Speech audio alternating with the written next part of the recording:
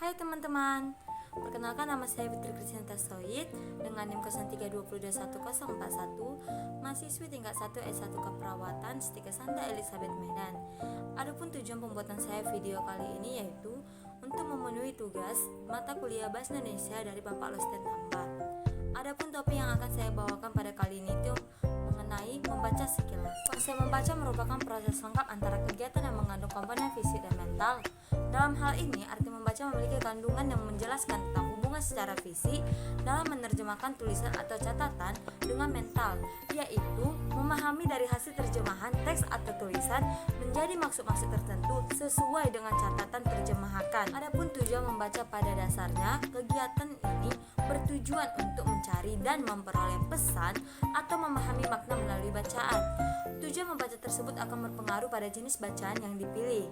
Menurut Anderson, ada 7 macam dari kegiatan membaca, yaitu membaca untuk memperoleh fakta dan perincian, membaca untuk memperoleh ide-ide utama, membaca untuk mengetahui urutan atau susunan struktur karangan, membaca untuk menyimpulkan, membaca untuk mengelompokkan dan mengklasifikasikan, membaca untuk menilai atau mengevaluasi, dan yang terakhir yaitu membaca untuk membandingkan dan mempertentangkan. Adapun teknik membaca dibagi menjadi dua, yaitu pertama membaca nyaring yang merupakan kegiatan membaca dengan mengeluarkan suara atau kegiatan melafalkan lambang-lambang bunyi bahasa dengan suara yang cukup keras.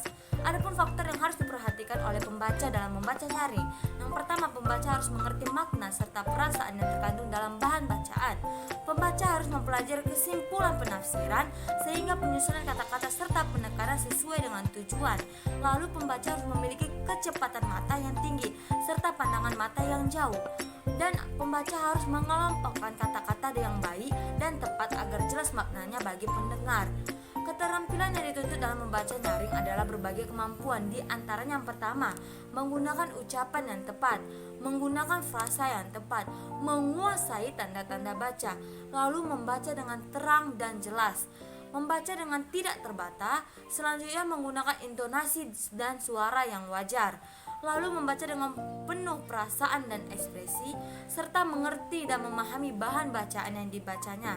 Kecepatan bergantung pada bahan bacaan yang dibacanya, lalu membaca dengan tanpa terus-menerus melihat bahan bacaan, membaca dengan penuh kepercayaan pada diri sendiri. Tujuan membaca nyaring yaitu agar seseorang mampu mempergunakan ucapan yang tepat, membaca dengan jelas dan tidak terbata-bata. Tentunya, membaca nyaring itu memiliki manfaat loh teman-teman. Yang pertama, dapat memuaskan dan memenuhi beragam tujuan serta mengembangkan sejumlah keterampilan dan minat.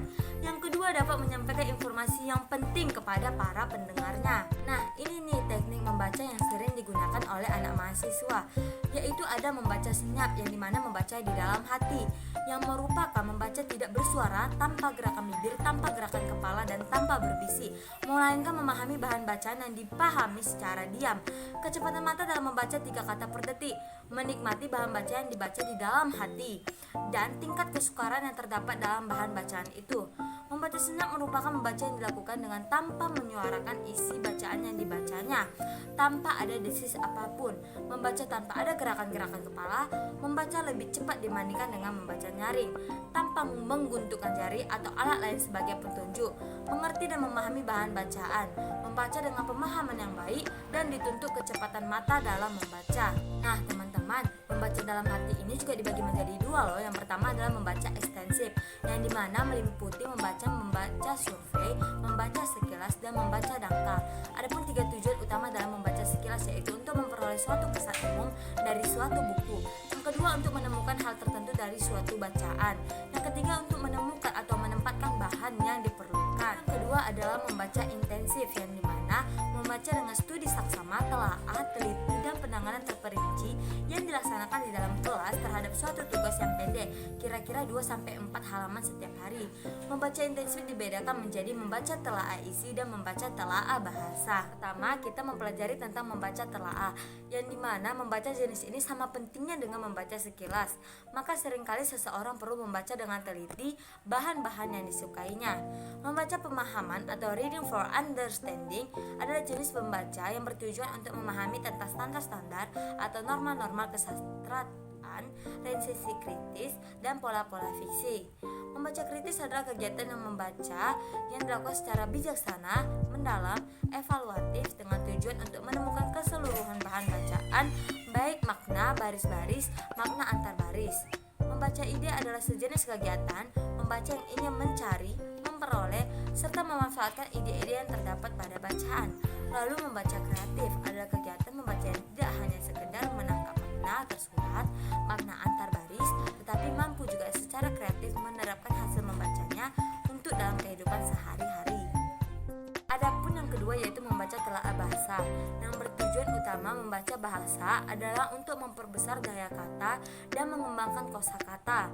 Lalu, membaca sastra ini dalam membaca, perhatian pembaca harus dipusatkan pada penggunaan bahasa dalam karya sastra. Dibagi menjadi tingkatan 4 jenis, yaitu membaca permulaan, membaca inspeksional, membaca analitis, dan membaca sintopikal. Adapun membaca kilat yaitu skimming, yaitu membaca dengan mengutamakan esensi materi bacaan tanpa membaca keseluruhan isi bacaan tersebut. Tujuan membaca ini ialah menangkap seperangkat ide pokok, mendapatkan informasi yang penting dalam waktu singkat dan terbatas, dan menemukan pandangan atau sikap penulis. Yang kedua adalah membaca cepat atau speed reading, ialah membaca dengan kecepatan tinggi, hanya membaca kalimat demi kalimat dan paragraf bukan per kata. Tujuannya untuk memperoleh informasi, gagasan utama, dan penjelasan dari suatu bacaan dalam waktu yang singkat. Lalu ada membaca studi atau careful reading, yaitu membaca yang dilakukan untuk memahami, mempelajari, dan meneliti suatu persoalan. Lalu membaca refleksi atau reflective reading, yakni membaca untuk mendapatkan informasi yang terperinci lalu mengaplikasikannya. Contohnya membaca menu masakan. Jangan membaca dibagi menjadi 4 tingkatan, yaitu yang pertama membaca literal, merupakan level membaca paling dasar. Proses membaca pada level ini berorientasi menemukan informasi yang dinyatakan secara eksplisit di dalam bacaan. Lalu yang kedua yaitu membaca interpretatif. Tingkatan membaca interpretatif melibatkan kemampuan memperoleh informasi yang diimplikasikan dari pernyataan antar baris. Dalam proses membaca, pembaca dituntut menarik inferensi dari pernyataan-pernyataan yang dikemukakan oleh bacaannya. Yang ketiga membaca kritis. Tingkat membaca ini melibatkan kemampuan memperoleh informasi melalui proses berpikir kritis. Dalam membaca kritis, pembaca dituntut menganalisis, menyintesis, dan mengevaluasi isi bacaan.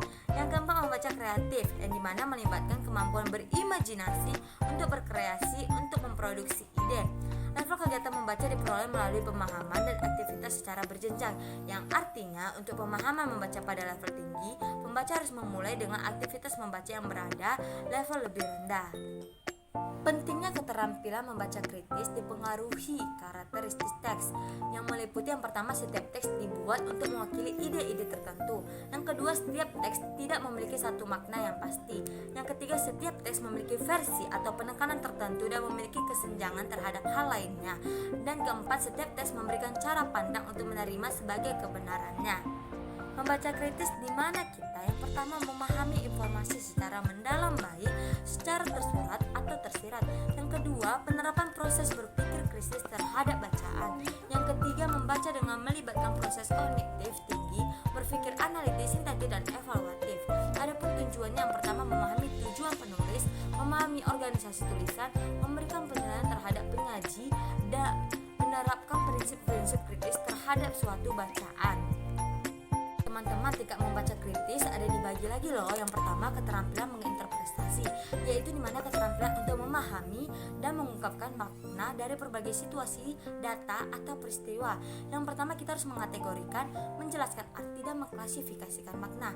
Keterampilan kedua yaitu keterampilan menganalisis, dimana keterampilan ini menghubungkan pernyataan, konsep, dan lain sebagainya dalam mengumumkan sesuatu.